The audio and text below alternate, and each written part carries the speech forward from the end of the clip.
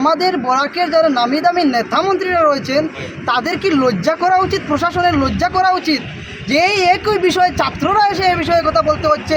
আজকে বরাকের বিভিন্ন নামি দামি নেতা মন্ত্রীরা রয়েছেন যাদেরকে মুখ্যমন্ত্রীর সঙ্গে ফেসবুকে পোস্ট করতে দেখা যায়, ইনস্টাগ্রামে তাদের সঙ্গে ছবি তুলে আপলোড করতে দেখা যায়, শুধু মুখ্যমন্ত্রীর সঙ্গে ভালো সম্পর্ক, কিন্তু ছোট্ট এইটি কথা, এটি ব্রিজের অবস্থা কি হাল। যদি ব্রিজটা ভেঙে যায় তাহলে অর্ধেক বরাক বিকলাঙ্গ হয়ে যাবে।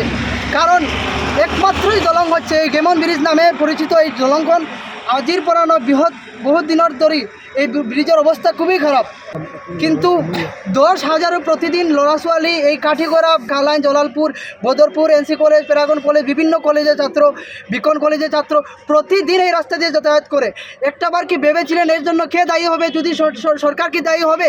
যদি 10,000-এর অধিক লড়াছোয়ালি প্রতিদিন এই রাস্তা দিয়ে ব্রিজ দিয়ে যাতায়াত করে, যদি হঠাৎ কিছু হয়ে যায়, রাস্তার ব্রিজের হঠাৎ কিছু হয়ে যায়, তাহলে কে কথা বলবে? কে দায়ী হবে?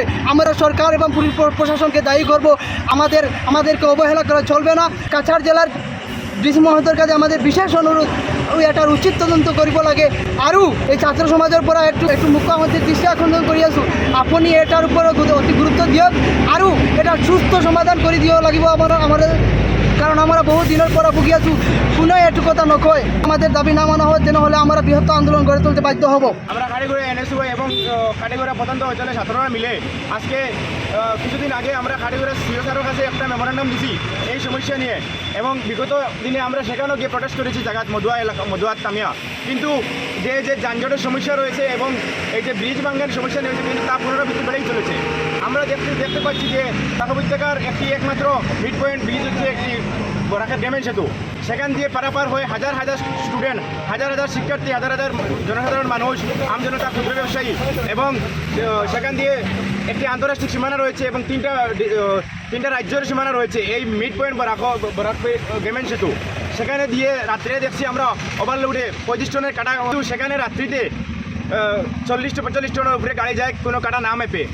এভাবে যদি চলতে থাকে আমাদের এই সেতু পুনরাবৃত্তি শেষ হয়ে যাবে। আমরা প্রশাসনের দৃষ্টি আকর্ষণ করছি এবং অতি শীঘ্রই তদন্তর দাবি জানাই।